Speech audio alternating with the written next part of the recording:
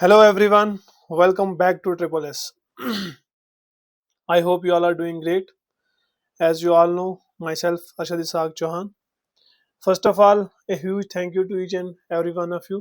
हमारी computer MCQ series के पिछले तीनों सेशंस पर जो आप सबका रेस्पॉन्स और अप्रिसिएशन मिला है, it has been absolutely amazing. पिछले सेशंस में हमने देखा कि किस तरह के एडवांस स्टेटमेंट बेस्ड और scenario based questions modern exam pattern में पूछे जा रहे हैं, लेकिन बहुत सारे एस्पिरेंट्स के कमेंट्स और मैसेजेस आ रहे थे कि मिक्स एमसीक्यूज के साथ साथ में टॉपिक वाइज एमसीक्यूज की भी प्रैक्टिस की जाए. सो लिसनिंग टू योर डिमांड, आज से हम स्टार्ट करने जा रहे हैं हमारी इस सीरीज के एक brand new phase, that is topic wise advanced MCQs. आज के इस डेडिकेटेड सेशन में हम कंप्यूटर के दो सबसे फंडामेंटल और हाई वेटेज टॉपिक्स के ऊपर एमसीक्यूज डिस्कस करेंगे, जिनमें से हमारा पहला टॉपिक होगा फंडामेंटल्स ऑफ कंप्यूटर और दूसरा टॉपिक होगा हमारा कंप्यूटर मेमोरी. ये दोनों टॉपिक्स फंडामेंटल्स में आते हैं और इन दोनों टॉपिक्स में से आप हर किसी एग्जाम के अंदर देखेंगे 2 से 3 क्वेश्चन जो है पूछे जाते हैं. ठीक है, तो इन दोनों टॉपिक्स में से जितने भी core concepts, modern statement questions और पोटेंशियल एग्जाम ट्रैप्स जितने भी होंगे उन सबको हम डिकोड करेंगे. तो अगर आप अपने कॉन्सेप्ट्स को क्रिस्टलाइन क्लियर करना चाहते हैं तो इस सेशन को पूरा एंड तक जरूर देखिए. So without any further delay, let's jump straight into our first topic based question. So पहला क्वेश्चन आपकी स्क्रीन के ऊपर ये रहा. What is the primary disadvantage of having CPUs like Intel Core i9? तो पहला क्वेश्चन आपकी स्क्रीन के ऊपर ये है कि प्राइमरी डिसएडवांटेज क्या है हाई परफॉर्मेंस सीपीयूज जैसे इंटेल कोर i9 का. अब इस क्वेश्चन को पढ़िए और सॉल्व करने की कोशिश कीजिए, फिर हम इसे सॉल्व करते हैं.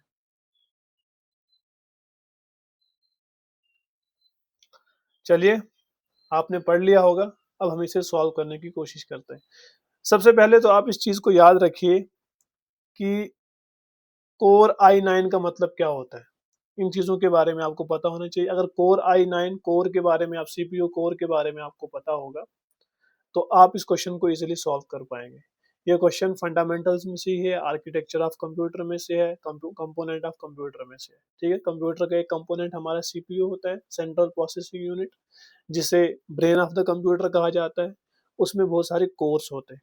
ठीक है, कोर का मतलब होता है, ये जो कोर आपने देखा होगा, आपने लैपटॉप खरीदे होंगे, उनके जो प्रोसेसर होते हैं उन पे लिखा होता है i3, i5, i7, i9. तो ये जो सारे हैं कोर i7, ये रिप्रेजेंट करते हैं प्रोसेसर के डिफरेंट टेयर्स को. ठीक है, ये कि हमारा जो प्रोसेसर है वो कितना बेस्ट परफॉर्म कर रहा है. ठीक, तो कोर उसी चीज को रिप्रेजेंट करता है. Is it clear? अब जितना ज्यादा कोर होंगे उतना ज्यादा हमारा जो सीपीयू है वो बेटर परफॉर्म करेगा. ठीक है, लेकिन परफॉर्मेंस के साथ साथ में इनकी एक डिसएडवांटेज भी होती है. ठीक है, उसी डिसएडवांटेज के बारे में हमसे इस क्वेश्चन के अंदर पूछा गया है. अब बज़ाहिर तो ऐसा लगता है कि इसकी कोई डिसएडवांटेज नहीं होनी चाहिए, क्योंकि i9 है, कोर i9 है. ठीक है, कोर i9 है तो इसका मतलब इसमें बहुत सारे कोर्स होंगे. तो जितने ज्यादा कोर्स होंगे सीपीयू में उतने ज्यादा सीपीयू की परफॉर्मेंस क्या होगी, बेटर होगी. तो डिसएडवांटेज तो दिखती नहीं है, लेकिन डिसएडवांटेज होती है इसकी. उसी डिसएडवांटेज के बारे में पूछा हुआ है. तो पहला ऑप्शन है लो कंपैटिबिलिटी. ठीक है, अभी मैंने आपको बताया पहले ही कि लो कंपैटिबिलिटी का कोई इशू नहीं होता है. जितने भी हाई एंड सीपीयूज होते हैं जैसे i7 हो गया, i9 हो गया, इनमें कंपैटिबिलिटी की कोई दिक्कत नहीं होती है. क्यों? ये सारे स्टैंडर्ड मदरबोर्ड्स और सॉफ्टवेयर को सपोर्ट करते हैं, तो कंपैटिबिलिटी का कोई इशू नहीं होगा. दूसरा ऑप्शन है high heat and power consumption. ठीक, अब यही एक डिसएडवांटेज है कोर i9 की, या जितने भी हमारे हायर कोर्स वाले प्रोसेसर्स होते हैं उनकी मेन डिसएडवांटेज यही है. अब आप एक ट्रिक याद रखिएगा कि जितने ज्यादा कोर्स होंगे उतनी ज्यादा पावर कंजप्शन होगी. ठीक है, उतनी ज्यादा हीट जनरेट होगी. So this is the primary disadvantage of high performance CPUs जैसे कोर i9, कोर i7 वगैरह. So this is the right answer, option B. Option C है पुअर मल्टीटास्किंग. अब देखिए, कोर i9 में 16 से 24 तक कोर्स होते हैं, ठीक है। इसलिए इसका मल्टीटास्किंग कैपेबिलिटी जो है वो टॉप लेवल का होता है। तो पुअर मल्टीटास्किंग तो बिल्कुल भी नहीं होगा, क्योंकि इसमें मैंने अभी आपको बताया कि 16 से लेकर 24 तक कोर्स प्रेजेंट होते हैं, तो मल्टीटास्किंग तो इसमें हाई लेवल की होती है। इस तरह के जो हमारे सीपीयूज होते हैं, मोस्टली गेमिंग या जो हमारे बड़े काम होते हैं उनके लिए हम इस तरह के हाई परफॉर्मेंस सीपीयूज का इस्तेमाल करते हैं। सो ये ऑप्शन भी हमारा नहीं होगा। ऑप्शन डी है inability to process instructions quickly. अब देखिए, ये प्रोसेस जो हाई कोर परफॉर्मेंस हमारे सीपीयूज होते हैं, ये प्रोसेस इंस्ट्रक्शंस को बहुत फास्ट स्पीड से एग्जीक्यूशन के लिए बनाए जाते हैं, ठीक। तो इसलिए इनके अंदर ये एबिलिटी होती है कि ये इंस्ट्रक्शंस को क्विकली प्रोसेस करें, ठीक है। तो इसमें कोई ये प्रॉब्लम नहीं होती कि इंस्ट्रक्शंस हमारे स्लो प्रोसेस होंगे। सो ये ऑप्शन भी इसका सही आंसर नहीं है। So option B is the right answer. Option B is the right answer. अब क्वेश्चन नंबर 32 देखिए। अब ये जो नंबरिंग दी हुई है मैंने क्वेश्चंस की, पिछले 3 सेशंस में हमने 30 क्वेश्चन सॉल्व कर लिए, तो उसी नंबरिंग को हम कंटिन्यू कर रहे हैं आगे, ठीक है। तो क्वेश्चन नंबर 32 देखिए। In GUI design what are icons primarily used for. Graphical user interface design में आइकन्स का यूज प्राइमरीली किसके लिए किया जाता है, ठीक है। ये भी फंडामेंटल का क्वेश्चन है, बेसिक क्वेश्चन है।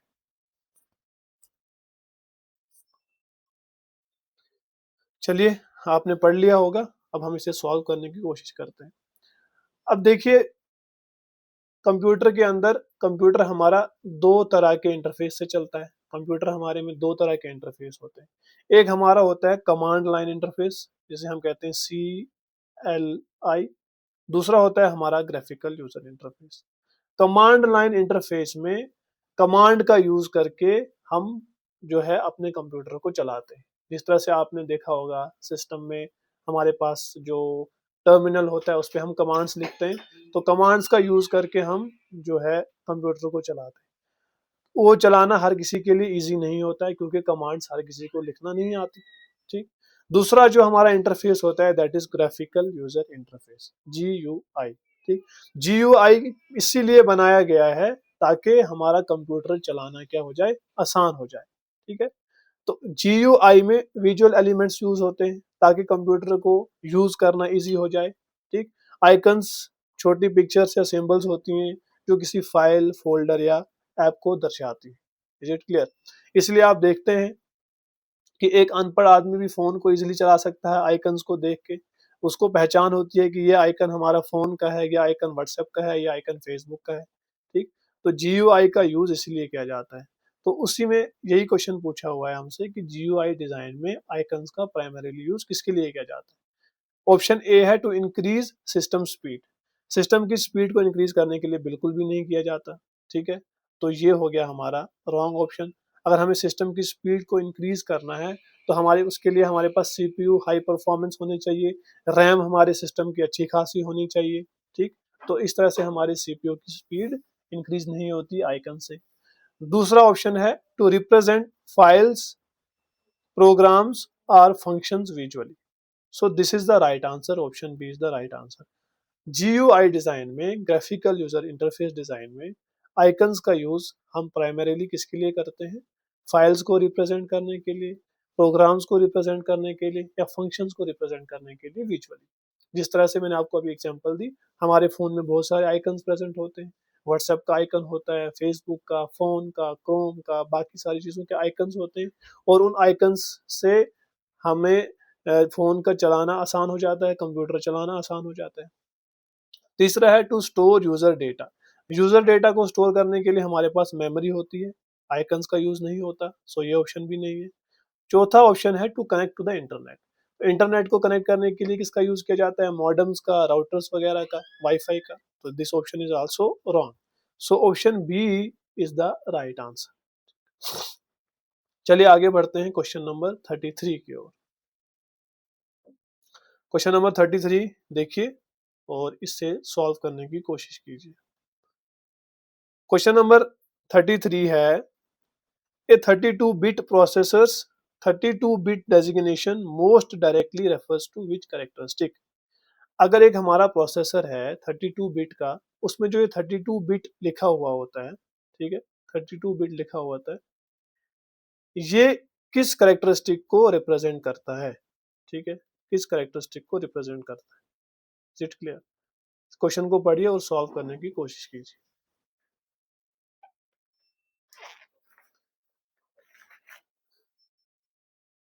चलिए, आपने क्वेश्चन पढ़ लिया होगा, अब हम इसे सॉल्व करने की कोशिश करते हैं। अब इसको सॉल्व करने से पहले इस क्वेश्चन का कॉन्सेप्ट समझिए, ठीक है। कॉन्सेप्ट इसका क्या है, कोई भी अगर हमारा प्रोसेसर है किसी भी कंप्यूटर का, ठीक है, उसका जो बिट आर्किटेक्चर होता है, जैसे 32 बिट या 64 बिट आर्किटेक्चर होगा, तो उसका क्या मतलब हुआ, उसका मतलब होता है कि 32 बिट या 64 बिट प्रोसेसर आर्किटेक्चर का मतलब होता है कि उसके इंटरनल रजिस्टर्स की विड्थ साइज क्या है, ठीक है, जो उस सीपीयू के अंदर, उस प्रोसेसर के अंदर हमारे रजिस्टर्स प्रेजेंट हैं। आपको पता है हमारे सीपीयू में रजिस्टर्स प्रेजेंट होते हैं, ठीक। तो जो 32 बिट डेजिग्नेशन है या 64 बिट डेजिग्नेशन है, जिसे हम बिट आर्किटेक्चर कहते हैं, ठीक है, तो ये जो बिट आर्किटेक्चर है, ये हमें बताता है किसी भी प्रोसेसर के इंटरनल रजिस्टर्स की विड्थ साइज, ठीक है। उसका क्या मतलब हुआ, यानी कि सीपीयू एक साइकिल में, एक बार में कितने बिट्स का डेटा प्रोसेस कर सकता है। Is it clear? ये कॉन्सेप्ट आप दोबारा से मैं रिपीट कर देता हूँ। 32 बिट या 64 बिट का मतलब ये होता है कि एक सीपीयू एक साइकिल में, एक बार में कितने बिट्स का डेटा प्रोसेस कर सकता है। Is it clear? समझ गए? तो वही हमसे पूछा हुआ है कि 32 बिट प्रोसेसर में 32 बिट डेजिग्नेशन किस कैरेक्टरिस्टिक को रिप्रेजेंट करती है। तो पहला ऑप्शन है, it must contain it must contain exactly 32 registers. तो ये इनकरेक्ट स्टेटमेंट है, ठीक है। 32 बिट का मतलब रजिस्टर्स की काउंटिंग नहीं होता है, ठीक है, बल्कि हर रजिस्टर की कैपेसिटी या साइज होते हैं, ठीक। तो ये option is wrong. Option B देखिए, it necessarily has 32 GB of RAM. ये गलत स्टेटमेंट है।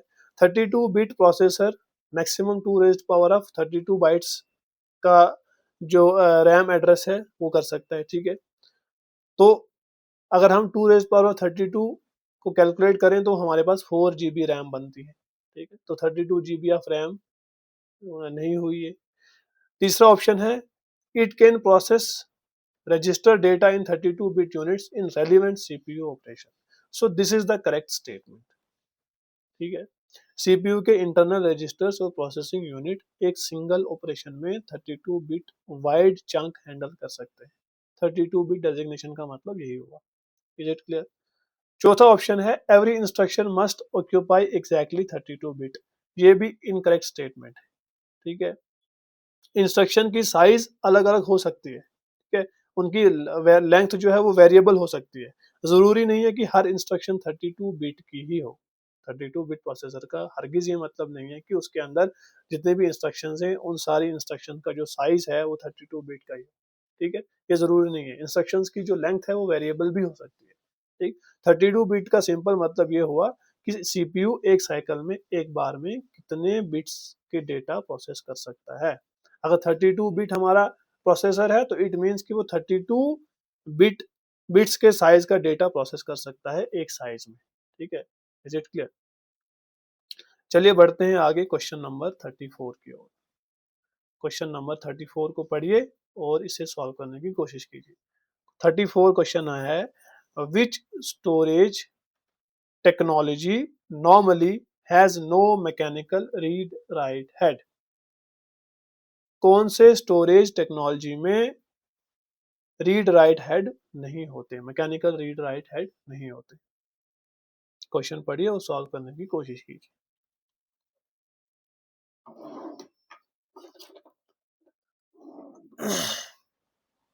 चलिए, आपने क्वेश्चन पढ़ लिया होगा, अब हम इसे सॉल्व करने की कोशिश करते हैं। सॉल्व करने से पहले मैं आपको इसका कॉन्सेप्ट समझा देता हूँ, इस क्वेश्चन में कौन सा कॉन्सेप्ट यूज हुआ है।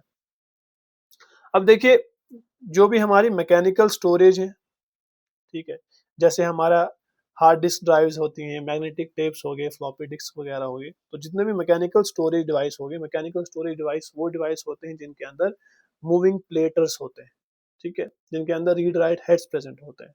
तो मैकेनिकल स्टोरेज में मूविंग पार्ट्स और रीड राइट हेड होते हैं जो स्पिन होने वाले डिस्क से डेटा रीड करते हैं।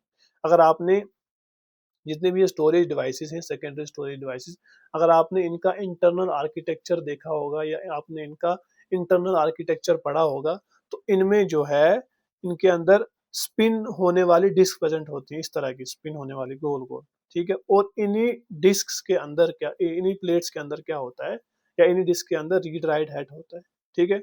और जिन रीड राइट हेड से हम डेटा रिट्रीव कर सकते हैं और डेटा उनके अंदर रख सकते हैं। Is it clear?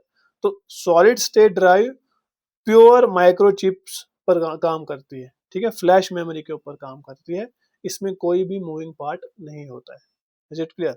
तो यही हमसे पूछा हुआ है। तो पहला ऑप्शन है hard disk drive. Hard disk drive के अंदर जो है रोटेटिंग प्लेटर्स होते हैं, ठीक, और फिजिकल रीड राइट हेड होता है, ठीक। तो ये ऑप्शन हमारा सही नहीं है। दूसरा ऑप्शन है हमारा एसएसडी। अभी मैंने आपको बताया एसएसडी में जो है सेमीकंडक्टर फ्लैश मेमोरी चिप्स होती हैं, इसमें जीरो मैकेनिकल मूविंग पार्ट्स होते हैं। So option B is the right answer. Option C is magnetic tape, ये भी इनकरेक्ट स्टेटमेंट है, इनकरेक्ट ऑप्शन है। मैग्नेटिक टेप ड्राइव्स में टेप को रीड करने के लिए फिजिकल टेप हेड होते हैं, ठीक। सो ये ऑप्शन बी गलत है। ऑप्शन डी है फ्लॉपी डिस्क, ठीक है, फ्लॉपी डिस्क भी इनकरेक्ट है। फ्लॉपी डिस्क के अंदर मैग्नेटिक डिस्क को रीड करने के लिए मैकेनिकल हेड होता है, ठीक है। सो ये ऑप्शन भी गलत है। तो एसएसडी ही एक ऐसी स्टोरेज टेक्नोलॉजी है जिसके अंदर कोई मैकेनिकल रीड राइट हेड नहीं होता, क्योंकि एसएसडी प्योर जो है इस पे चलता है, इस पे काम करता है, प्योर हमारा फ्लैश मेमोरी के ऊपर काम करता है, ठीक है, और इसमें जीरो मैकेनिकल मूविंग पार्ट्स होते हैं। Is it clear? तो प्योर माइक्रोचिप्स के ऊपर एसएसडी हमारा काम करता है। Is it clear? आगे बढ़ते हैं क्वेश्चन नंबर 35 की ओर। क्वेश्चन नंबर 35 को पढ़िए और सॉल्व करने की कोशिश कीजिए।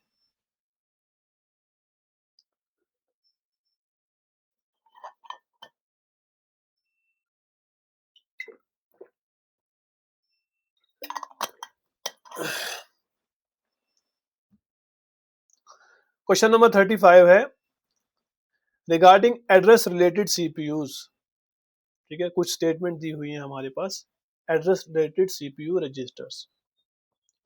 हमें इनमें से बताना है कि कौन सी स्टेटमेंट करेक्ट है। अब हमारे पास बहुत सारे सीपीयू रजिस्टर्स होते हैं, ठीक है, जिनमें से कुछ रजिस्टर्स का काम क्या होता है, जो एड्रेस से रिलेटेड होते हैं, मेमोरी के एड्रेस से रिलेटेड। तो ये जो यहाँ पे रजिस्टर्स दिए हुए हैं, ये सारे मेमोरी के एड्रेस से रिलेटेड सीपीयूज हैं। तो उनके बारे में कुछ स्टेटमेंट्स दी हैं, हमें बताना है कि कौन सी स्टेटमेंट करेक्ट है। सबसे पहली स्टेटमेंट है MAR, memory address registers holds an address associated with a memory operation। तो बताइए क्या ये स्टेटमेंट सही है कि गलत स्टेटमेंट है? तो बिल्कुल करेक्ट स्टेटमेंट है। मेमोरी एड्रेस रजिस्टर्स जो होते हैं MAR, वो मेमोरी के एक्सेस के वक्त एड्रेस होल्ड करते हैं। जब हम मेमोरी एक्सेस कर रहे होते हैं तो उस टाइम पे मेमोरी एक्सेस करते वक्त एड्रेस को होल्ड करते हैं। बिल्कुल सही स्टेटमेंट है ये, option A, statement A. Statement B देखिए, MDR और MBR can hold data being transferred to और फ्रॉम मेमोरी, ठीक है। MBR या मेमोरी डेटा या मेमोरी बफर रजिस्टर जो है एक्चुअल डेटा होल्ड करता है जो मेमोरी से आ जा रहा होता है। ये भी बिल्कुल करेक्ट स्टेटमेंट है। मेमोरी बफर रजिस्टर या मेमोरी डेटा रजिस्टर का काम यही होता है कि ये उस एक्चुअल डेटा को होल्ड करता है जो मेमोरी से आ जा रहा होता है, ठीक है। मेमोरी में से कोई डेटा हमने एक्सेस किया या मेमोरी में हमने डेटा को रखा, तो उस डेटा का जो है उस एक्चुअल डेटा को होल्ड करके कौन रखता है, हमारा मेमोरी बफर रजिस्टर। तीसरी स्टेटमेंट है MAR necessarily stores the next instruction address at all times. तो ये स्टेटमेंट इनकरेक्ट स्टेटमेंट है, ठीक है। MAR में अगले इंस्ट्रक्शंस का एड्रेस हमेशा नहीं होता, ठीक है। नेक्स्ट इंस्ट्रक्शन एड्रेस हमेशा किसके पास होता है, प्रोग्राम काउंटर के पास होता है। अगर आपने रजिस्टर्स को अच्छे से पढ़ा है तो प्रोग्राम काउंटर का फंक्शन यही होता है पीसी रजिस्टर का कि वो नेक्स्ट इंस्ट्रक्शन के एड्रेस को होल्ड करके रखता है। ठीक। सो ये स्टेटमेंट क्या है? गलत स्टेटमेंट। स्टेटमेंट डी है PC and MAR can contain different addresses at the same time. बिल्कुल सही स्टेटमेंट है। प्रोग्राम काउंटर नेक्स्ट इंस्ट्रक्शन पर पॉइंट कर रहा हो सकता है ना? ऐसा भी हो सकता है ना कि पीसी जो है वो अगर नेक्स्ट इंस्ट्रक्शन पर पॉइंट कर रहा हो सकता है, जबकि मेमोरी एड्रेस रजिस्टर किसी डेटा रिट्रीवल वाले लोकेशन को होल्ड कर रहा होगा। तो इसलिए दोनों में अलग एड्रेसेस हो सकते हैं। सो ऑप्शन या statement D is also correct statement. तो statement A, B and D that is statement 1, 2 and 4 are the correct statement. सिर्फ एक ही इनकरेक्ट है that is C, statement C. So option B is the right answer. It clear? चलिए आगे बढ़ते हैं question number 36 की ओर। क्वेश्चन नंबर 36 को पढ़िए और सॉल्व करने की कोशिश कीजिए। क्वेश्चन नंबर 36 है वॉन न्यूमैन मॉडल के रिलेटेड। कुछ स्टेटमेंट्स दिए, हमें बताना है कि इनमें से करेक्ट स्टेटमेंट कौन सी है। क्वेश्चन को पढ़िए और सॉल्व करने की कोशिश कीजिए।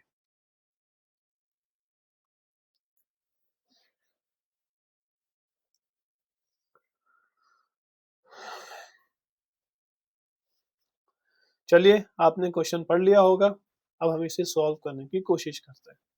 क्वेश्चन है regarding the von Neumann model. Von Neumann model के रिगार्डिंग या वॉन न्यूमैन आर्किटेक्चर के रिगार्डिंग इनमें से कौन सी स्टेटमेंट करेक्ट है? अब सबसे पहले आप इस चीज को समझिए कि कंप्यूटर के दो आर्किटेक्चर होते हैं, है ना? एक हमारा वॉन न्यूमैन होता है, दूसरा हमारा होता है हार्वर्ड आर्किटेक्चर। ठीक है, हार्वर्ड आर्किटेक्चर। दो तरह के आर्किटेक्चर होते हैं हमारे कंप्यूटर के। अब जो क्लासिकल वॉन न्यूमैन आर्किटेक्चर है, इसका इसकी क्या स्पेसिफिकेशन है या इसकी क्या कैरेक्टरिस्टिक है? तो क्लासिकल वॉन न्यूमैन आर्किटेक्चर में सिंगल मेमोरी स्पेस होती है, जहां डेटा और इंस्ट्रक्शंस दोनों साथ रहते हैं। ठीक है, और एक ही कॉमन बस से सीपीयू तक जाते हैं। ये हमारा वॉन न्यूमैन आर्किटेक्चर का मेन कैरेक्टरिस्टिक है। इसी तरह से हार्वर्ड आर्किटेक्चर की मेन कैरेक्टरिस्टिक की बात करूं तो वहां पे डेटा और इंस्ट्रक्शंस दोनों अलग अलग मेमोरी स्पेस में रहते हैं और दोनों जो है डिफरेंट बसेस के द्वारा सीपीयू तक जाते हैं। ठीक है, तो पहली स्टेटमेंट है instructions and data can share the same main memory. बिल्कुल करेक्ट स्टेटमेंट है। वॉन न्यूमैन आर्किटेक्चर के अंदर इंस्ट्रक्शंस और डेटा दोनों सेम मेमोरी स्पेस को शेयर कर सकते हैं, तो बिल्कुल सही स्टेटमेंट। दूसरी स्टेटमेंट है the CPU follows A fetch decode execute sequence. ये भी करेक्ट स्टेटमेंट है। CPU basic machine cycle fetch decode execute follow करता है, बिल्कुल सही स्टेटमेंट है ये भी। वॉन न्यूमैन आर्किटेक्चर के अंदर भी ऐसा ही होता है। तीसरी स्टेटमेंट है it completely eliminates the memory bottleneck. ये स्टेटमेंट इनकरेक्ट है। ठीक है, von Neumann architecture memory bottleneck को कंप्लीटली एलिमिनेट नहीं करता है। ठीक है, शेयर क्योंकि वॉन न्यूमैन आर्किटेक्चर के अंदर शेयर्ड पाथ होने की वजह से डेटा और इंस्ट्रक्शन एक साथ नहीं आ सकते। ठीक है, जिससे वॉन न्यूमैन बॉटलनेक क्रिएट होता है। ठीक है, ये इसे एलिमिनेट नहीं करता। Is it clear? समझ गए? तो ये स्टेटमेंट इनकरेक्ट है। चौथा है instructions in data travel through common pathways in the classical model. बिल्कुल सही स्टेटमेंट है ये भी। वॉन न्यूमैन आर्किटेक्चर में इंस्ट्रक्शन और डेटा दोनों एक ही कॉमन बस के थ्रू ट्रेवल करते हैं वॉन न्यूमैन आर्किटेक्चर के अंदर। So statement D is also correct. सो हमसे पूछा हुआ था कि करेक्ट स्टेटमेंट कौन सी है, तो statement 1, statement 2 and statement 4 are correct statement. So option B is the right answer. चलिए आगे बढ़ते हैं क्वेश्चन नंबर 37 की ओर। क्वेश्चन नंबर 37 को पढ़िए और इसे सॉल्व करने की कोशिश कीजिए।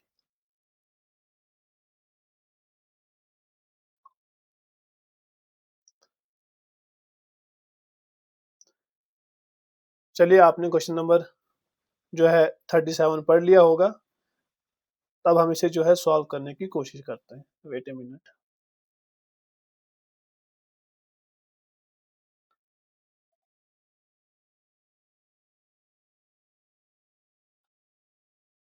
वेट ए मिनट, तब तक आप पढ़िए क्वेश्चन को।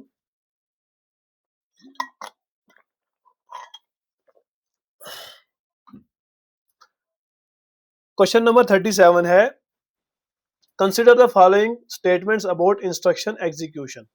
इंस्ट्रक्शन एग्जीक्यूशन के रिलेटेड कुछ स्टेटमेंट्स दी हुई है, इनमें से हमें बताना है कि करेक्ट स्टेटमेंट कौन सी है। तो पहली स्टेटमेंट है fetching involves obtaining an instruction from memory. बिल्कुल सही स्टेटमेंट है। फेच का मतलब होता है कि कोई इंस्ट्रक्शन मेमोरी में से ऑब्टेन करना, है ना। हमारा सीपीयू किस साइकिल पे काम करता है, फेच डिकोड एग्जीक्यूट साइकिल पे। पहले वो मेमोरी में से इंस्ट्रक्शन को फेच करेगा, फिर सीपीयू जो है उसे डिकोड करता है ना। डिकोड करने के बाद उसकी एग्जीक्यूशन होती है। तो फेचिंग का क्या मतलब हुआ कि मेमोरी में से इंस्ट्रक्शन को ऑब्टेन करना। तो ये स्टेटमेंट बिल्कुल सही स्टेटमेंट है। दूसरी स्टेटमेंट है decoding determines what operation the instruction specifies.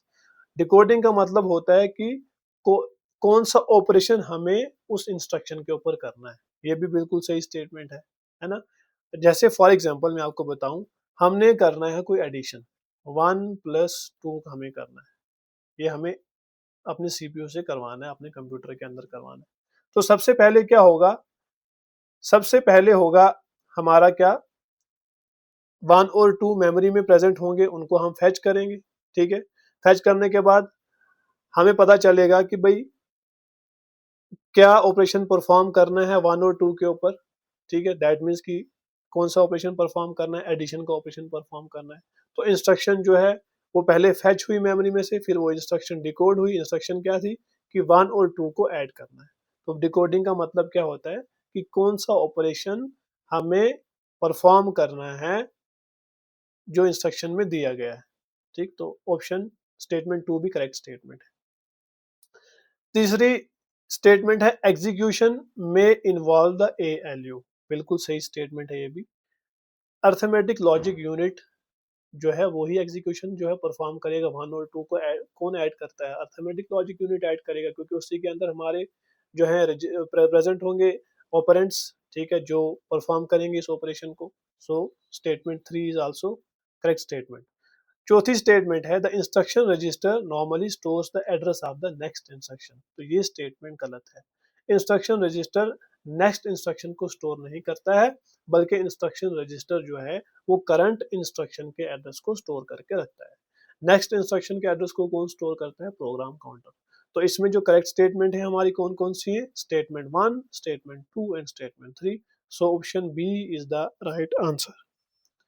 चलिए आगे बढ़ते हैं क्वेश्चन नंबर 38 की ओर। क्वेश्चन नंबर 38 को पढ़िए और सॉल्व करने की कोशिश कीजिए। क्वेश्चन नंबर 38 है कैश मेमोरी के related. Consider the following statements about cache memory. और इसमें हमें बताना है कि कौन सी स्टेटमेंट करेक्ट है। क्वेश्चन को पढ़िए और सॉल्व करने की कोशिश कीजिए।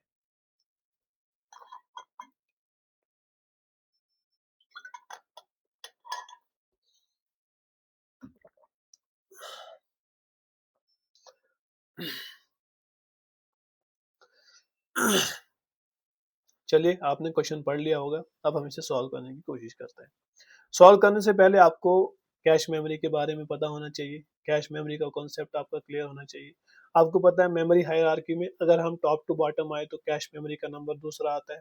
टॉप पे रजिस्टर्स, उसके बाद कैश मेमोरी, फिर मेन मेमोरी, फिर सेकेंडरी मेमोरी। ठीक, तो कैश मेमोरी का मतलब क्या हुआ, वो मेमोरी जो सीपीयू और रैम के बीच में सुपर फास्ट स्टैटिक रैम होती है। ठीक है, जो लोकेलिटी या रेफरेंस पर काम करती है। ठीक है, इज इट क्लियर। तो पहली स्टेटमेंट है increasing cache size can potentially improve performance. अगर हम कैश साइज को इंक्रीज करेंगे उससे हमारी सीपीयू की परफॉर्मेंस क्या हो जाएगी, इंक्रीज हो जाएगी। बिल्कुल सही स्टेटमेंट है। अब देखिए कैश मेमोरी के अंदर वो वाला डेटा रहता है जो डेटा सीपीयू फ्रीक्वेंटली एक्सेस करता है। Is it clear. अब जो कैश मेमोरी है उसका साइज होता है बिल्कुल छोटा, है ना, कुछ एमबीज का साइज होता है। अब उसमें हमारा कम ही डेटा रह सकता है ना। मेन मेमोरी हमारी जो होती है वो जीबीज में होती है। तो मेन मेमोरी में हमारा मोस्टली डेटा रहता है। जब भी सीपीयू को कोई भी डेटा चाहिए होता है तो वो किससे पहले तो वो ढूंढता है रजिस्टर्स में, वहां पे प्रेजेंट नहीं होगा तो कैश मेमोरी के अंदर ढूंढेगा। कैश मेमोरी में प्रेजेंट होगा तो वहां से ले लेगा वो डेटा को। ठीक, तो उससे क्या होगा, जो एक्सेस टाइम है हमारा मेमोरी का, वो एक्सेस टाइम क्या हो जाएगा, कम। सीपीयू का जो एक्सेस टाइम है, सॉरी, वो कम हो जाएगा, है ना। तो जितना एक्सेस टाइम कम होगा उतनी ही परफॉर्मेंस क्या होगी, इंप्रूव हो जाएगी, है ना। क्योंकि ये हमारा सीपीयू है, अगर इसके तो इस सीपीयू के साथ में हमारे होती है कैश मेमोरी, है ना, और यहाँ पे होता है हमारा रैम। ठीक, तो अब अगर सीपीयू को डेटा कैश से ही मिल रहा है तो टाइम कम लगेगा ना उसको एक्सेस करने में, सीपीयू को कैश मेमोरी से डेटा को एक्सेस करने में टाइम कम लगेगा। तो जितना एक्सेस टाइम कम होता है उतनी परफॉर्मेंस क्या होगी हमारी, इंप्रूव होगी, है ना। तो अगर हम कैश साइज को इंक्रीज करेंगे तो उसके अंदर हमारा डेटा ज्यादा रह सकता है, तो डेटा ज्यादा रहेगा तो सीपीयू को रैम के पास नहीं जाना पड़ेगा, सीपीयू कैश मेमोरी से ही डेटा को एक्सेस कर लेगा। उससे क्या होगा, एक्सेस टाइम रिड्यूस होगा, तो परफॉर्मेंस ओवरऑल क्या हो जाएगी, इंप्रूव हो जाएगी। Is it clear? तो ये स्टेटमेंट बिल्कुल सही स्टेटमेंट है। अब दूसरी स्टेटमेंट है, a larger cash guarantees better performance in every workload. ठीक है, ये स्टेटमेंट गलत स्टेटमेंट है। अब यहाँ पे जो स्टेटमेंट लिखी हुई है ना कि better performance in every workload, ये जो स्टेटमेंट है ये गलत स्टेटमेंट है। अगर प्रोग्राम हमारा रेंडमाइज्ड डेटा एक्सेस करेगा तो बड़ा कैशियर भी फेल हो जाएगा। ठीक है, कैश मिस रेट जो है वो बढ़ेंगे। Is it clear? अब कैश मेमोरी से डेटा एक्सेस करने के लिए हमारे पास दो क्राइटेरिया होते हैं, एक होता है हमारा कैश हिट, एक होता है हमारा कैश मिस। जब सीपीयू को कैश मेमोरी में से डेटा मिलेगा तो वहां पे क्या होता है, कैश हिट, उसे हम कैश हिट कहते हैं। और जब सीपीयू को कैश मेमोरी में से डेटा नहीं मिलता है तो उसे हम क्या कहेंगे, कैश मिस कहेंगे। Is it clear? अब अगर किसी प्रोग्राम ने रेंडमाइज डेटा एक्सेस किया, ठीक है, कोई भी रैंडम डेटा एक्सेस किया, रैंडम मेमोरी में से डेटा एक्सेस किया, ठीक, तो बड़ा कैश भी वहां पे क्या हो जाएगा, फेल हो जाएगा। ठीक है, कैश मिस जो है वो बढ़ जाएगा, कैश मेमोरी में से डेटा उसे नहीं मिलेगा तो कैश मिस बढ़ेगा, तो उससे परफॉर्मेंस हमारी इंक्रीज नहीं हो जाएगी, बेटर परफॉर्मेंस इंक्रीज नहीं हो जाएगी। ठीक है, बेटर परफॉर्मेंस हमारी नहीं होगी। सो ये स्टेटमेंट क्या है, इनकरेक्ट स्टेटमेंट है।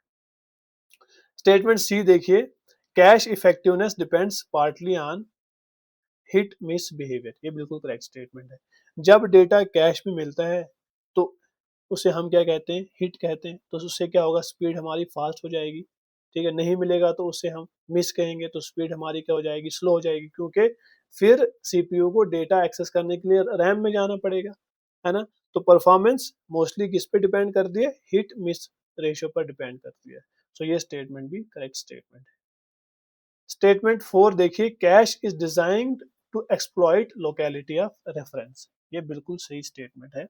कैश बनाई ही इसी प्रिंसिपल पर गई है कि सीपीयू जिन फाइल्स को बार बार मांगता है उन्हें पास रखा जाए। ठीक है, अपनी लोकेलिटी में रखा जाए, ठीक है, अपनी लोकेलिटी ऑफ रेफरेंस में रखा जाए, अपने पास रखा जाए। तो कैश को इसीलिए डिजाइन किया गया है ताकि सीपीयू को बार बार मेन मेमोरी से फाइल को एक्सेस ना करना पड़े। जिन फाइल्स को सीपीयू बार बार एक्सेस करना चाहता है तो वो फाइल्स कहाँ पे रहे, कैश के अंदर रहे। तो इसलिए इसे डिजाइन ही किया गया है किसकी, इस लोकेलिटी ऑफ रेफरेंस को एक्सप्लॉइट करने के लिए। So this statement is also correct statement. ठीक है, अब यहाँ पे एक ट्रिक याद रखिएगा, जहाँ पे भी आपको इस तरह के वर्ड्स दिखे ना किसी स्टेटमेंट में, जैसे गारंटीज एवरी टाइम, है ना, तो ये 90% केस में जो है यहाँ पे रॉन्ग होते हैं। ठीक है, जैसे यहाँ पे लिखा हुआ है better performance in every workload, तो ये जो इस तरह के एब्सोल्यूट वर्ड्स होते हैं, ठीक है, तो ये 90% के होते हैं, रॉन्ग होते हैं। ठीक है, जैसे गारंटीज, ऑलवेज, ठीक है, एग्जामिनर यही काम करता है कि वो इस तरह के वर्ड्स डाल के स्टूडेंट्स को कंफ्यूज करता है। वो इस तरह के वो डालेगा गारंटीज के, ऑलवेज, ठीक है, स्टूडेंट्स को बिल्कुल ट्रैप करता है, उसको लगता है कि भाई ये स्टेटमेंट सही हो सकती है। तो मोस्ट ऑफ द केसेस में इस तरह की स्टेटमेंट गलत होती है, जहाँ पे भी इस तरह के वर्ड्स आते हैं, गारंटीज, ऑलवेज वगैरह, जो एब्सोल्यूट वर्ड्स होते हैं। ठीक, तो यहाँ पे statement 1, statement 3 and statement 4, option A is the right answer. Is it clear? चलिए आगे बढ़ते हैं क्वेश्चन नंबर 39 की ओर। क्वेश्चन नंबर 39 को पढ़िए और सॉल्व करने की कोशिश कीजिए। कंप्यूटर आर्किटेक्चर के रिलेटेड ये क्वेश्चन है।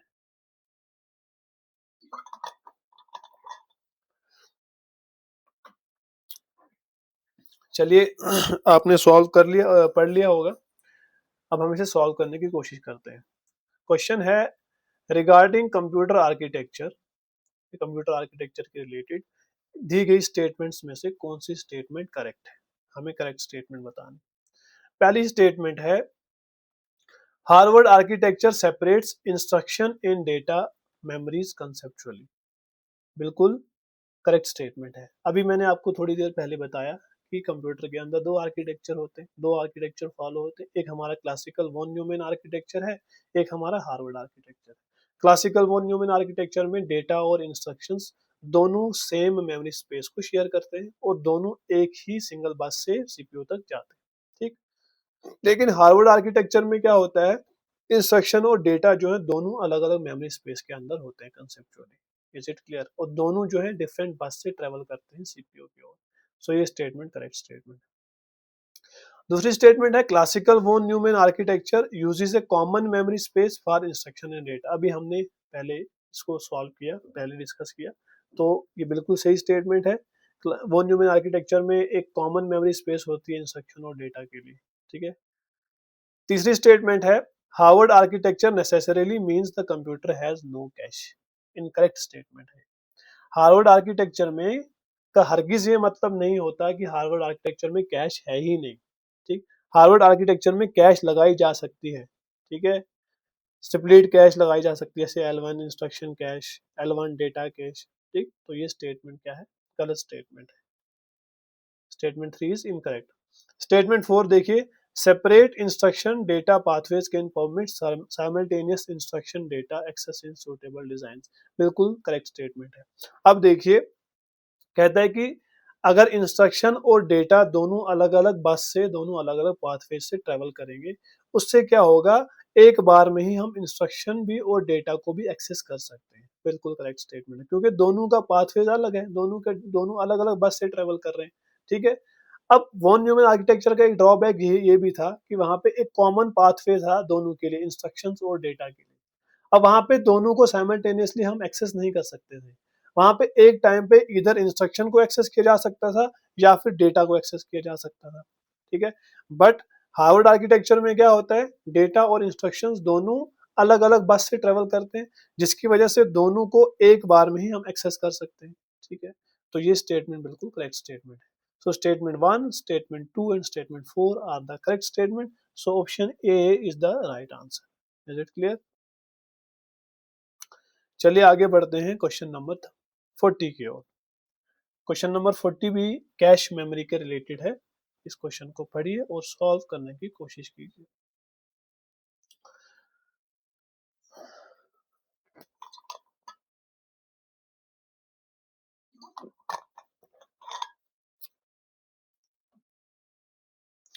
चलिए, आपने क्वेश्चन पढ़ लिया होगा। क्वेश्चन है consider the following statement about cache memory. Cache memory के रिलेटेड कुछ स्टेटमेंट्स हैं, हमें बताना है कौन सी स्टेटमेंट करेक्ट है। तो पहली स्टेटमेंट है A cache hit means requested data is found in the relevant cache। अभी मैंने आपको थोड़ी देर पहले ही बताया, कैश हिट का मतलब यही होता है कि जो डेटा सीपीयू को चाहिए था कैश मेमोरी में से, वो डेटा वहां पे प्रेजेंट है, ठीक। तो ये स्टेटमेंट करेक्ट है। स्टेटमेंट बी है a cache miss generally causes access to a lower memory level. ये स्टेटमेंट भी बिल्कुल करेक्ट स्टेटमेंट है। कैश मिस से क्या होगा, जो सीपीयू है वो फिर लोअर मेमोरी लेवल पे चला जाता है मेमोरी हायरार्की में, है ना। मैंने आपको बताया कि मेमोरी हायरार्की में हमारे पास टॉप पे रजिस्टर्स हैं, फिर हमारे पास कैश मेमोरी है, उसके बाद हमारे पास क्या है, मेन मेमोरी। टॉप पे रजिस्टर्स, फिर कैश मेमोरी, फिर मेन मेमोरी। अब यहाँ पे सीपीयू के अंदर होते हैं हमारे पास रजिस्टर्स। अब सीपीयू को अगर कोई डेटा चाहिए तो पहले किसके पास आएगा, कैश के पास। अब वहां पे अगर उसको डेटा मिल गया तो ठीक है, वो कैश से ही एक्सेस कर लेगा। अगर उसको कैश के पास डेटा नहीं मिला तो वो कहाँ पे आएगा, फिर सीपीयू लोअर लेवल पे आएगा ना। लोअर लेवल हमारा ये है मेन मेमोरी, ठीक है। तो वही ये स्टेटमेंट भी कह रही है कि कैश मिस से क्या होता है, access lower level memory level तक आ जाता है। तो ये स्टेटमेंट भी बिल्कुल करेक्ट स्टेटमेंट है। तीसरी स्टेटमेंट है a cache miss means data has been permanently deleted. ये इनकरेक्ट स्टेटमेंट है। कैश मिस का हरगिज ये मतलब नहीं हुआ है कि हमारा डेटा जो है वो परमानेंटली डिलीट हो गया है, ठीक। ये बिल्कुल भी मतलब नहीं होता है कैश मिस का। कैश मिस का सिर्फ सिंपल मीनिंग ये है कि वो डेटा कैश मेमोरी के अंदर प्रेजेंट नहीं है, ठीक है, लेकिन वो डेटा मेन मेमोरी में प्रेजेंट है, सिर्फ कैश मेमोरी में प्रेजेंट नहीं है, ठीक, तो कैश मिस का हरगिज ये मतलब नहीं है कि डेटा परमानेंटली डिलीट हो गया। ठीक, तो ये statement incorrect statement. Statement C है, 4 है, high cache hit rates can reduce average memory access time. बिल्कुल करेक्ट स्टेटमेंट है। जितना ज्यादा जो हिट कैश हिट रेट्स होंगे उससे मेमोरी एक्सेस टाइम जो है बिल्कुल कम हो जाता है। बिल्कुल सही बात है। अब देखिए इस यहाँ पे हमारा सीपीयू है, ठीक है, तो सीपीयू को कोई डेटा चाहिए तो वो कैश मेमोरी के अंदर ढूंढेंगे। अगर उसको हर बार कैश मेमोरी से डेटा मिलता रहा तो मेमोरी एक्सेस टाइम क्या हो जाएगा, रिड्यूस हो जाएगा, क्योंकि कैश मेमोरी जो है वो सीपीयू के बिल्कुल पास में होती है ना। Is it clear? तो जितना ज्यादा कैश हिट रेट्स होंगे उससे क्या होगा, जो एवरेज मेमोरी एक्सेस टाइम है वो रिड्यूस हो जाएगा। अब देखिए अगर कैश मिस हुआ तो उसको मेन मेमोरी के पास जाना पड़ेगा सीपीयू को, तो मेन मेमोरी के पास जाने के लिए एक्सेस टाइम हमारा ज्यादा हो जाएगा, है ना, क्योंकि मेन मेमोरी कैश से स्लो होती है ना, उसका एक्सेस टाइम स्लो होता है। अब आपको पता है जो ही हम हायरार्की में, मेमोरी हायरार्की में टॉप से बॉटम की ओर आते हैं तो जो हमारा एक्सेस टाइम है वो बढ़ जाता है। ठीक है, एक्सेस टाइम बढ़ जाता है, कॉस्ट पर बिट डिक्रीज हो जाती है। ठीक, इसी के साथ में हमारा जो कैपेसिटी है, साइज जो है वो क्या हो जाता है, इंक्रीज हो जाता है ना। रजिस्टर सबसे छोटे होते हैं साइज में, नीचे आएंगे कैश उससे थोड़े से बड़े, फिर उस मेमोरी मेन मेमोरी के पास आएंगे तो वो थोड़ी उससे बड़ी, फिर उसके के बाद हम सेकेंडरी मेमोरी में आएंगे तो वो उससे बड़ी, लेकिन जो कॉस्ट पर बिट होती है वो क्या हो जाती है, रिड्यूस होती है। ठीक है, इज इट क्लियर? तो जितना ज्यादा हाई कैश हिट रेट्स होंगे उससे जो एक्सेस टाइम है, मेमोरी एक्सेस टाइम, वो रिड्यूस हो जाता है। So statement 4 is correct. तो हमसे करेक्ट स्टेटमेंट के बारे में पूछा था, तो statement 1, 2 and 4 are correct statement, so option B is the right answer. चलिए आगे बढ़ते हैं क्वेश्चन नंबर 41 की ओर। ये सिनेरियो बेस्ड क्वेश्चन है, इस तरह के क्वेश्चन भी पूछे जाते हैं एग्जाम के अंदर। आपने देखा अभी जो रिसेंट एग्जाम हुए हैं उनके अंदर इस तरह के क्वेश्चन पूछे हुए हैं। क्वेश्चन को पढ़िए और सॉल्व करने की कोशिश कीजिए। क्वेश्चन यहाँ पे लिखा हुआ है, ए डिपार्टमेंट्स कंप्यूटर बिकम्स, यहाँ पे लिखा है become slow, sorry for this, क्योंकि मैं स्क्रीन रिकॉर्ड कर रहा हूँ तो ये यहाँ पे आ रहा है, ये हट नहीं रहा यहाँ से। तो A departments computer become slow after many applications are opened. एक डिपार्टमेंट है उसका कंप्यूटर स्लो हो गया, क्यों? क्योंकि उसमें बहुत सारी एप्लीकेशन खुली हुई है। अब जो एडमिनिस्ट्रेटर है जो उस कंप्यूटर को चला रहा है उसने नोटिस किया कि रैम जो है वो कम्प्लीटली ऑक्यूपाई हो गई। जितनी भी रैम थी उस कंप्यूटर की, 2 GB 4 GB, वो कम्प्लीटली ऑक्यूपाई हो गई। While the CPU is not primary bottleneck. CPU जो है वो कोई प्राइमरी बॉटलनेक नहीं है, सीपीयू का कोई इशू नहीं है। उसने चेक किया एडमिनिस्ट्रेटर ने कि सीपीयू बिल्कुल ओके है, सीपीयू अच्छा परफॉर्म कर रहा है, हाई परफॉर्मिंग सीपीयू है। ठीक, लेकिन हुआ क्या है, रैम कंप्लीटली ऑक्यूपाई हो गई। अब कह रहा है कि which explanation is the most appropriate. आप दी गई स्टेटमेंट्स में से बताइए कि कौन सी एक्सप्लेनेशन मोस्ट अप्रोप्रिएट हो सकती है जो कि इस प्रॉब्लम को कंप्लीटली बता रही है। ठीक, तो पहली स्टेटमेंट है, the monitor has insufficient resolution. ये तो बिल्कुल इनकरेक्ट स्टेटमेंट है, मॉनिटर का कोई लेना देना ही नहीं है इसके साथ, है ना, क्योंकि उसमें तो ऑलरेडी बहुत सारी एप्लीकेशन ओपन हुई है। ठीक, रैम भी ऑलमोस्ट ऑक्यूपाई हो गया है तो उधर से बता रहा है, तो मॉनिटर का यहाँ पे कोई फॉल्ट है ही नहीं। ठीक, उसके बाद दूसरा ऑप्शन है, द स्टेटमेंट द सिस्टम में increasingly rely on slower disk based virtual memory. ठीक है, अब देखिए कंप्यूटर स्लो हो गया है क्योंकि उसमें बहुत सारी एप्लीकेशन ओपन हो गई है। ठीक है, अब स्लो क्यों हुआ है, क्यों? क्योंकि रैम सारी ओपन जो है ऑक्यूपाई हो गई है। तो जब भी, आपको पता है वर्चुअल मेमोरी का कॉन्सेप्ट अगर आपने पढ़ा होगा, तो जब भी कंप्यूटर के अंदर रैम ऑक्यूपाई हो जाती है तो ऑपरेटिंग सिस्टम क्या करता है, ऑपरेटिंग सिस्टम फिर डिस्क का जो मेन हमारी सेकेंडरी मेमोरी है उसका कुछ पार्ट एज ए रैम की तरह यूज करता है। हाइपरवाइजर की हेल्प से वर्चुअल मेमोरी की का कंसेप्ट वहां पे यूज होता है, वर्चुअलाइजेशन का कंसेप्ट यूज होता है। ठीक है, तो कुछ पार्ट जो है सेकेंडरी मेमोरी का यूज किया जाता है एज ए रैम।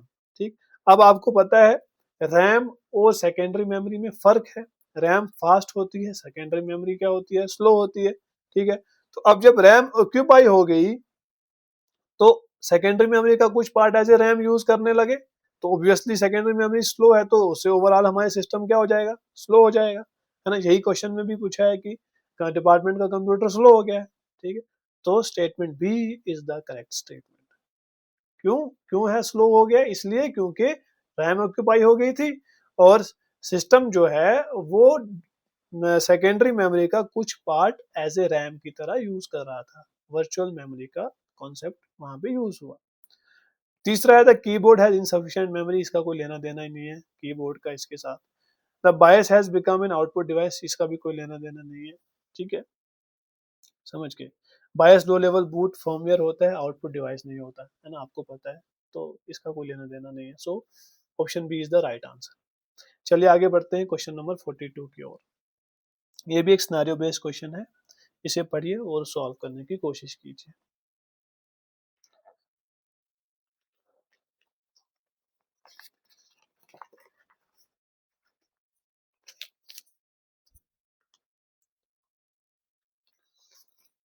चलिए आपने क्वेश्चन पढ़ लिया होगा, इसे हम सॉल्व करने की कोशिश करते हैं।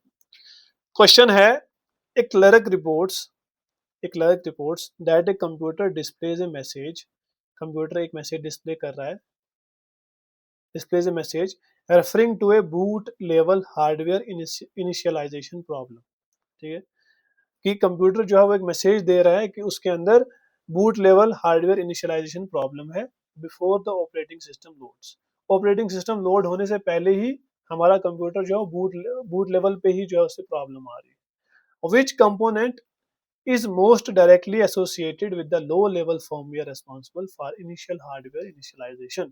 अब कौन सा कंप्यूटर का कौन सा कंसेप्ट जो कंपोनेंट है वो डायरेक्टली एसोसिएटेड होता है लो लेवल फर्मवेयर के साथ, जो फर्मवेयर रेस्पॉन्सिबल होती है किसके लिए? इनिशियल हार्डवेयर इनिशियलाइजेशन के लिए।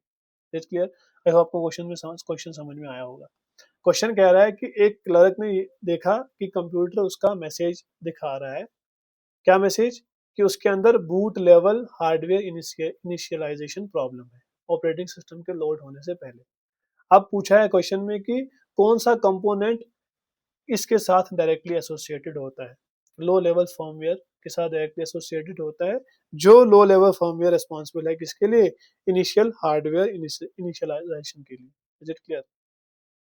अब यहाँ पे एक कॉन्सेप्ट को समझिए। ठीक है, कंप्यूटर टर्न ऑन होते ही ऑपरेटिंग सिस्टम लोड होने से पहले basic input output system BIOS या यूईएफआई फर्मवेयर, ठीक, POST power on self test run करता है ताकि सारे बेसिक हार्डवेयर डिवाइसेस जैसे रैम कीबोर्ड स्टोरेज चेक हो सके। Is it clear? Is it clear? Operating system load होने से पहले ये सारी चीजें होती हैं, बायोस फर्मवेयर पोस्ट, ये सारी चीजें रन होती हैं ताकि सारे hardware devices RAM keyboard storage check हो सके। अब यहाँ पे ये सारी चीजें रन ही नहीं हो रही है, तो प्रॉब्लम किस में होगी? प्रॉब्लम होगी हमारी फर्मवेयर में, यूईएफआई में। So option A is the right answer. ठीक है, स्प्रेडशीट एप्लीकेशन का तो कोई लेना देना नहीं है, ये तो बाद में चलेगी जब हमारा ऑपरेटिंग सिस्टम लोड होगा। प्रिंटर ड्राइव भी बाद में चलेगा। ठीक है, वेब ब्राउजर, ये सारी चीजें बाद में होंगी। ठीक है, जैसे एक एप्लीकेशन स्प्रेडशीट एक एप्लीकेशन सॉफ्टवेयर है जो ऑपरेटिंग सिस्टम स्टार्ट होने के बाद चलता है ना। प्रिंटर ड्राइव और ऑपरेटिंग सिस्टम लोड होने के बाद स्पेसिफिक पेरिफेरल कम्युनिकेशन के लिए एक्टिव होता है। इसी तरह से जो हमारा वेब ब्राउजर है, web browser user and application layer का पार्ट है। तो प्रॉब्लम कहाँ पे है? प्रॉब्लम हमारी फर्मवेयर में है। ठीक, चलिए आगे बढ़ते हैं क्वेश्चन नंबर 43 की ओर। क्वेश्चन नंबर 43 है, which statement provides the best conceptual distinction between the program counter and instruction register। Program counter और इंस्ट्रक्शन रजिस्टर के बीच में कौन सी स्टेटमेंट सबसे बेहतरीन तकाबुल कर रही है या सबसे बेहतरीन डिस्टिंग्विशन कर रही है, तफरीक कर रही है। ठीक है, डिस्टिंग्विश कर रही है कौन सी स्टेटमेंट? तो हमारी स्टेटमेंट जो ए है, ऑप्शन ए है, PC stores an instruction, instruction register stores it's memory address. बिल्कुल गलत स्टेटमेंट है। पीसी जो है प्रोग्राम काउंटर, वो नेक्स्ट इंस्ट्रक्शन को स्टोर करता है। ठीक है, और जो हमारा इंस्ट्रक्शन रजिस्टर है वो क्या करता है? वो करंट इंस्ट्रक्शन को स्टोर करता है। ठीक है, तो ये स्टेटमेंट यहाँ पे जो ऑप्शन ए है ये रिवर्स लिखा हुआ, उल्टा लिखा हुआ है। पीसी जो है मेमोरी एड्रेस रखता है, इंस्ट्रक्शन मेमोरी एड्रेस नहीं रखता। तो ये स्टेटमेंट क्या है? गलत स्टेटमेंट। स्टेटमेंट बी है, PC normally tracks the next instruction address while instruction register holds the fetched instruction। ये स्टेटमेंट बिल्कुल सही स्टेटमेंट है। पीसी हमेशा अगली लाइन इंस्ट्रक्शन के एड्रेस को ट्रैक करता है, जबकि जो हमारा इंस्ट्रक्शन रजिस्टर है वो फेच किए गए इंस्ट्रक्शन कोड को होल्ड करके रखता है। तीसरी स्टेटमेंट है both always contain exactly the same value. गलत स्टेटमेंट, दोनों के अंदर सेम वैल्यू नहीं होती। चौथी स्टेटमेंट है instruction register control arithmetic operations while PC perform them. बिल्कुल इनकरेक्ट स्टेटमेंट है, अर्थमेटिक ऑपरेशन को एएलयू परफॉर्म करता है। तो जो बेस्ट स्टेटमेंट जो डिस्टिंग्विश कर रही है पीसी और इंस्ट्रक्शन रजिस्टर को, वो स्टेटमेंट बी है। अब क्वेश्चन नंबर 44 है, इससे देखिए।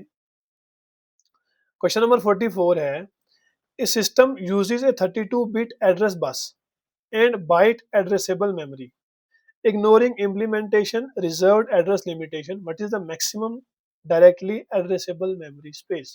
एक सिस्टम जो है वो 32 बिट एड्रेस बस का यूज कर रहा है, ठीक है, और उसके अंदर बाइट एड्रेसेबल मेमोरी है, ठीक। इम्प्लीमेंटेशन, रिजर्व्ड एड्रेस लिमिटेशन, इन सब चीज़ों को इग्नोर करते हुए तो maximum directly accessible memory space कितनी हो सकती है। अब यहाँ पे आप एक कॉन्सेप्ट समझिए।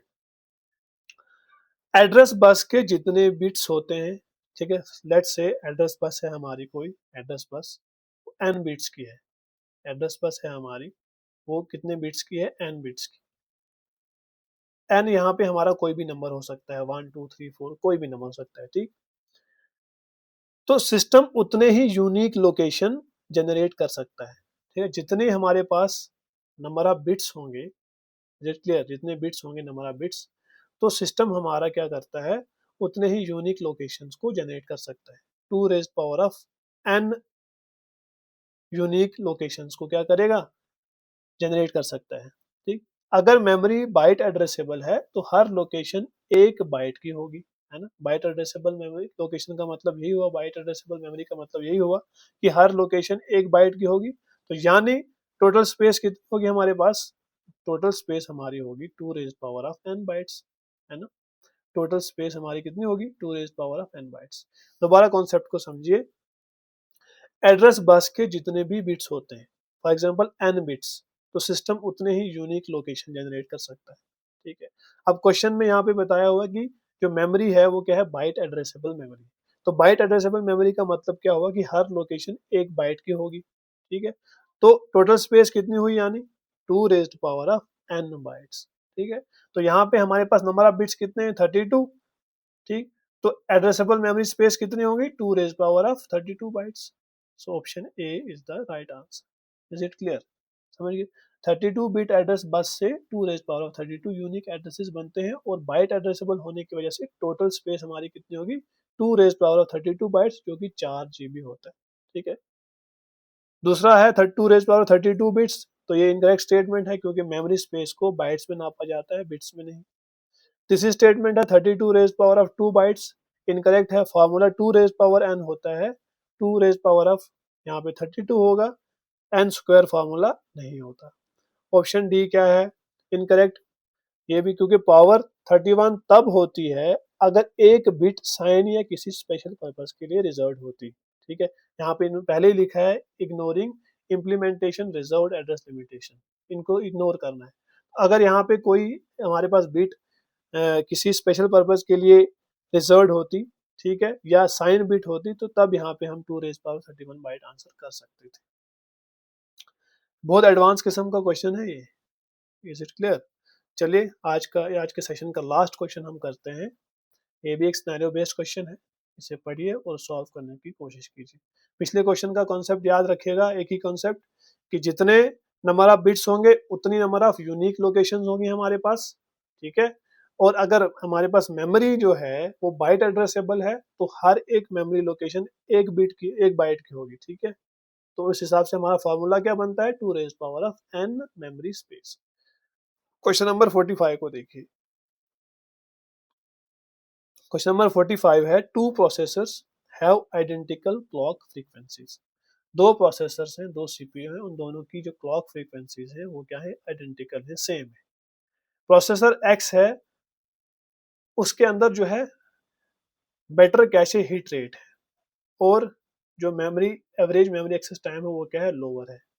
अब कौन सी कंक्लूजन रीजनेबल हो सकती है इनमें से? दो प्रोसेसर हैं, दोनों की क्लॉक फ्रीक्वेंसीज क्या है, आइडेंटिकल है। एक प्रोसेसर है एक्स, उसमें बेटर कैश हिट रेट है और lower average memory access time है। तो कौन सी कंक्लूजन इनमें से मोस्ट रीजनेबल हो सकती है जो कि इस सिचुएशन को सही बता सके? तो चलिए हम देखते हैं ऑप्शन। पहला ऑप्शन है, अब यहाँ पे पहले हम एक कॉन्सेप्ट को समझते हैं। कंप्यूटर की स्पीड जो है ना वो सिर्फ गीगाहर्ट्ज क्लॉक स्पीड पर डिपेंड नहीं करती है। सबसे पहले तो आप ये चीज याद रखिए, सिर्फ क्लॉक स्पीड के ऊपर कंप्यूटर की स्पीड डिपेंड नहीं करती है। अगर सीपीयू को कैश में ही डेटा जल्दी मिल जाए, ठीक है, जिसे हम हाई हिट रेट कहते हैं, तो उसे स्लो रैम का वेट नहीं करना पड़ता। ठीक है, तो लोअर मेमोरी एक्सेस टाइम जो है उससे जो मेमोरी एक्सेस टाइम है वो हमारा लोअर नहीं हो जाता है। ठीक है, अब जिससे रियल वर्ल्ड परफॉर्मेंस क्या हो जाती है, बढ़ जाती है। Is it clear? तो जो कंप्यूटर की स्पीड है वो टोटली इस चीज पे डिपेंड नहीं करती है कि उसकी जो क्लॉक स्पीड है वो कितनी है, क्लॉक फ्रीक्वेंसी है वो कितनी है, सोनली इस चीज पे डिपेंड नहीं करती है। ठीक है, कैशे हिट पे भी डिपेंड करती है। ठीक है, क्योंकि जितना कैशे हिट रेट होगा उतना जो मेमोरी एक्सेस टाइम है वो क्या हो जाएगा, लोअर हो जाएगा, कम हो जाएगा। ठीक है, तो ऑप्शन ए है processor X must have a higher clock frequency. तो ये स्टेटमेंट गलत है, क्योंकि ऑप्शन में हमें बताया दोनों प्रोसेसर की जो क्लॉक फ्रीक्वेंसी है वो आइडेंटिकल है, सेम है। तो ऑप्शन बी है processor x can potentially achieve better overall performance despite having the same clock frequency. बिल्कुल करेक्ट स्टेटमेंट है। प्रोसेसर एक्स जो है वो बेटर परफॉर्मेंस अचीव कर सकता है सेम क्लॉक फ्रीक्वेंसी होने के बावजूद भी। क्यों? क्योंकि उसके अंदर जो कैश हिट रेट है वो क्या है, बेटर है। उससे ओवरऑल जो एवरेज मेमोरी एक्सेस टाइम है वो क्या हो गया है, कम हो गया है, क्योंकि उसे रैम के पास जाना ही नहीं पड़ रहा बार बार डेटा को एक्सेस करने के लिए। वो कैश से ही डेटा को एक्सेस कर रहा है, उसको डेटा जो है कैश से ही मिल रहा है, कैश मेमोरी से ही मिल रहा है। ठीक है, तो मैंने आपको पहले ही बताया कि किसी भी सीपीयू की परफॉर्मेंस सिर्फ इस चीज पे डिपेंड नहीं करती कि उसकी क्लॉक फ्रीक्वेंसी कितनी है, बल्कि उसका कैश हिट रेट कितना है उस चीज पे भी डिपेंड करती है। अब दोनों यहाँ पे दोनों प्रोसेसर है, एक एक्स प्रोसेसर है, एक वाई प्रोसेसर है, दोनों की क्लॉक फ्रीक्वेंसी सेम है, लेकिन एक में प्रोसेसर जो एक्स है उसके अंदर जो कैश हिट रेट है वो क्या है, ज्यादा है, जिससे जो lower memory sorry average memory access time है वो क्या हो गया है, कम हो गया है ना। तो एक तो क्लॉक फ्रीक्वेंसी भी उसकी है, दूसरी जो उसका कैश हिट रेट है वो क्या है, ज्यादा है, जिससे मेमोरी एक्सेस टाइम स्लो हो गया है, तो कम हो गया है सॉरी। तो उससे उसकी ओवरऑल परफॉर्मेंस क्या हो जाएगी, इंक्रीज हो जाएगी। ठीक है, डिस्पाइट कि उन दोनों की क्लॉक फ्रीक्वेंसी क्या है, सेम है। सी ऑप्शन है processor X must have more secondary storage. इससे स्टेटमेंट का कोई लेना देना नहीं है इस क्वेश्चन से। ठीक है, क्योंकि कैश मेमोरी के ताल्लुक रैम और सीपीयू से, सेकेंडरी स्टोरेज से नहीं होता कैश मेमोरी का ताल्लुक। डी स्टेटमेंट है cache hit rate has no relation to CPU performance. बिल्कुल इनकरेक्ट स्टेटमेंट है।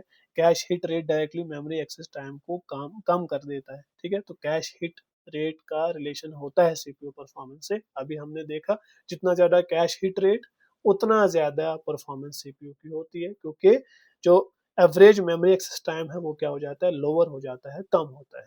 ठीक है, सो या that was all about for this session.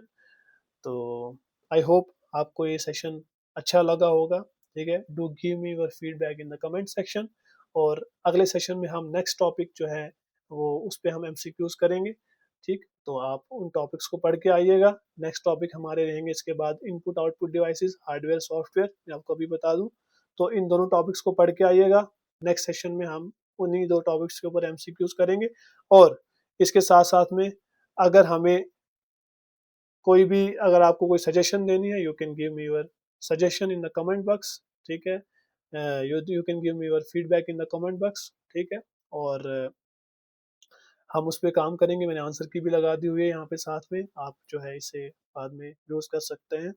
और if you have any doubt regarding any question you can ask me in the comment section also. और यहाँ पे आप मेरे इंस्टाग्राम पे भी मुझसे पूछ सकते हो। This is my Instagram handle arshad.ishaq.chouhan, Arshad Ishaq Chouhan. इस पे आप पूछ सकते हो। Moreover you can ask me on my Telegram also.